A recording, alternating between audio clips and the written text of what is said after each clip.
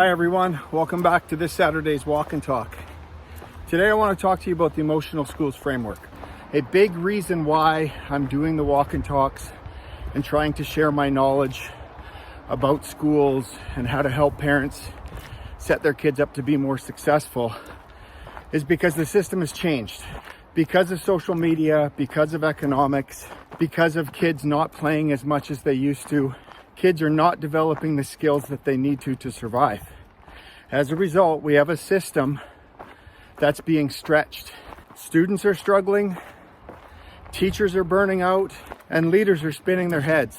I don't know anyone in the system, from bus drivers to custodians to secretaries to administrators, cooks, anyone who's in the system. I don't know anyone who is not working as hard as they possibly can. And quite honestly, it feels like in a lot of schools, we're trying to put a round peg into a square hole. And the system has to shift because it's not working as well as it used to because of all kinds of factors like I mentioned earlier. Unfortunately, we can't keep doing what we've always done. It's just not working. That doesn't mean we should be throwing the baby out with the bathwater, because there is a lot of things that we used to do that still need to be incorporated into what we do now. It's very important. The difference is that we need to stop looking at things through a lens of a hierarchy and more of a circle. So when I talk about the system and I talk about the traditional hierarchy where we're working in a pyramid and I bring up the circle, the reason why I bring that up is because balance, as we know, is super important not only to us personally, but to us professionally. And there's no reason why we can't shape our system in a circle. And I like to use the medicine wheel as a framework, as a foundation to that system.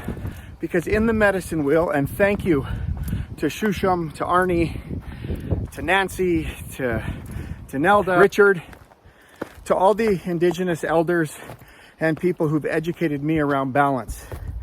Mental, physical, emotional, and spiritual. So, in regards to the medicine wheel and the Emotional Schools Framework and finding that balance, the Emotional Schools Framework revolves around those 4 quadrants. And those 4 quadrants entail emotional intelligence and social intelligence. And the framework, it allows for schools to systematically embed those principles into its organization, into its structure, and into its instructional practices. Now, I want to stop right here and say this is not a program. This is not something that you take off of a shelf and you have to find some time in your classrooms or you have to find some times in your administrative duty to implement it. It's embedded. It's a cultural shift. It changes your ecosystem. Yes, there is some explicit teaching and there's some front loading, but once it's embedded, it changes everything so that the system that you're in, the school you're in, becomes emotionally intelligent and socially intelligent, so everybody is pulling their weight and not just one person or 2 people.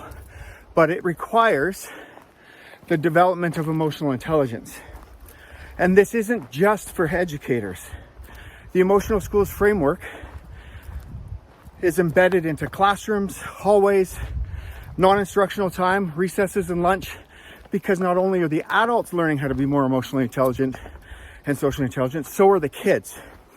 We teach within this framework how to get kids to soothe and self-regulate so they can make the right decisions, which then decreases the amount of behavior problems we're seeing in class, and it decreases the amount of times kids quit on an assignment or on their friends or on their teachers because they develop the strength to continue.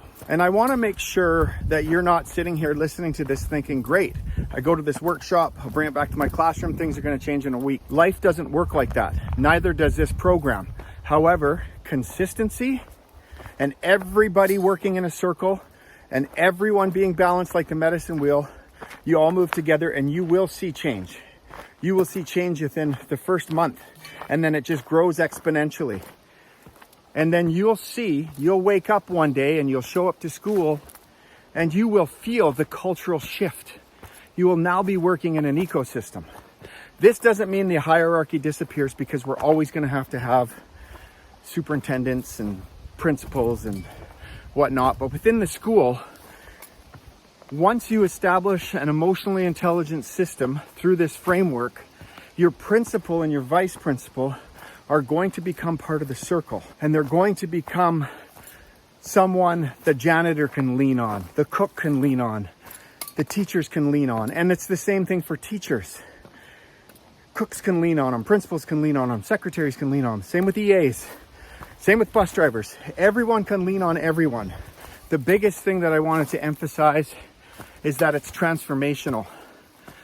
It'll help with burnout. It'll help with that feeling that the system is failing you. It'll help with the kids and their ability to persevere. Just to sum up, the Emotional Schools Framework is not a program. You don't pull it off the shelf. It's not extra work. You don't have to find the time. It is a framework. It changes the culture, it changes the system, and it does so quite easily as long as everybody's working in that circle and everybody buys in. And I can tell you, once you come to the workshop and you do it, the comments you're going to make is, this is common sense. Why haven't we been doing this the whole time? You could be given the best literacy and the best numeracy program ever. You could have Adrian Gear come in 100 times. It doesn't matter how great the program is if the kids aren't going to accept the teaching. If the behavior is too out of control, in the sense that kids are going to be not paying attention, they're distracted, or they're just outright misbehaving or defiant. It doesn't matter how good your English unit is. It doesn't matter how good your numeracy unit is. It won't matter.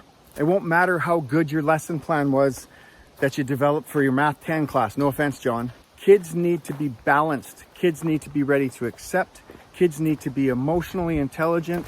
Kids need to have the ability to self-soothe and self-regulate, so they're in the right frame of mind, so they can think critically, so they can be creative and be collaborative. And that's the other piece of this Emotional Schools Framework.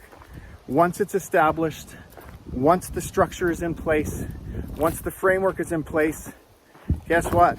Your literacy and numeracy results are going to go through the roof. My goal with this walk and talk was to just give you a little bit of a understanding about the Emotional Schools Framework. It's so much more in depth than what I'm talking about. We get into brain science, trauma-informed practice. We talk about ego, the medicine wheel, of course. We dive into everything. There are so many things about human psychology that are important for developing good character and a strong work ethic in our kids and our school communities. At the end of the day, I can tell you, after 25 years of being in the system and have tried every single program school districts have thrown at me, I can tell you the one thing that gets in the way of academic success is students' ability to self-regulate and persevere, and teachers not feeling exhausted. Because if conditions aren't good for teachers, they won't be able to put their best foot forward. And I can tell you right now, 95% of teachers want to put their best foot forward, and they can, because they're amazing people. I'm not going to get into the 5% that suck, but I can tell you 95% of the teachers are amazing. And this Emotional Schools Framework is what will help. It won't save the day, but it'll definitely help the system move forward. Before I sign off, it's really important to note, high school people, if you're listening, this is for high schools as well. This is for middle schools. This isn't just for elementary schools. Yes, the foundation needs to be built in elementary schools, but this framework is needed in middle and high school. And I know that because I've worked in 3 high schools. I've been a vice principal and a principal and a special education teacher in a high school. I know this framework works. I know it does. And I've also been a principal in middle school, and it'll be exceptional in middle school. On top of that, Vancouver Canucks, I hope you're listening to me. This framework will work with your franchise. It'll work with the Canucks. I've been a Canucks fan my entire life. I'm a diehard. My hope in life is that we win a Stanley Cup before I die. But I'm in it. So if you're listening and you want some help with the emotional intelligence and social intelligence part of your team around chemistry, look me up. On that note, peace out.